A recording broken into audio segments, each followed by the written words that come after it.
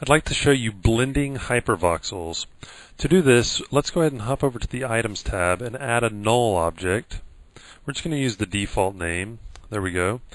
And nulls don't render. If I hit an F9, we'll see that they don't show up in the render. Okay.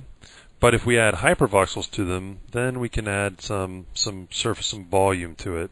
So what I'm going to do is I'm going to go to my Windows drop-down and Volumetrics Fog options, and under Add Volumetrics, I'm going to add hypervoxels. Double-click to bring that panel up, and with my null in the scene, I'm going to double-click, and now if I hit F9, we'll see that we have a hypervoxel ball here using the null object. Okay.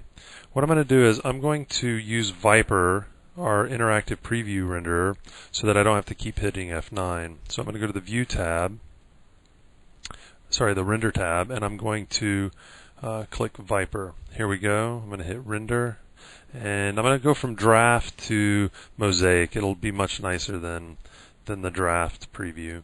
I can close my render there, and I'm just going to slide this hypervoxel window out of the way, because what I want to do is I want to add another null object. So add another null. I'm going to move it up and then move it over and keyframe it there. Okay, and in my hypervoxels panel, I'm going to double click that as well so that we turn both of them on. We don't see it appear here because our preview options say object preview. I'm going to say scene preview, and there we go. We have both of the hypervoxels.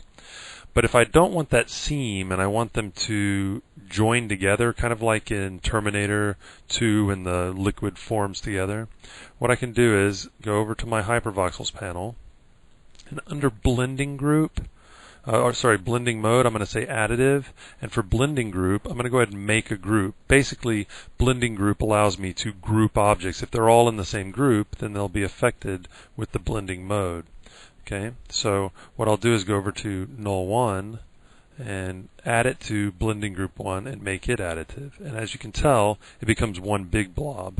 Let me slide this out of the way and move the null up and do a render right there. And as you can see, as it pulls away, it separates, and then as it gets closer, it joins. Now these are just gray. I have all the surfacing ability that I'm used to. All I'm going to do here is just pick some colors, make that one pink, and the other one, let's make it a different color, green. And as you can see, it blends. And that's a quick look at using blending groups with hypervoxels.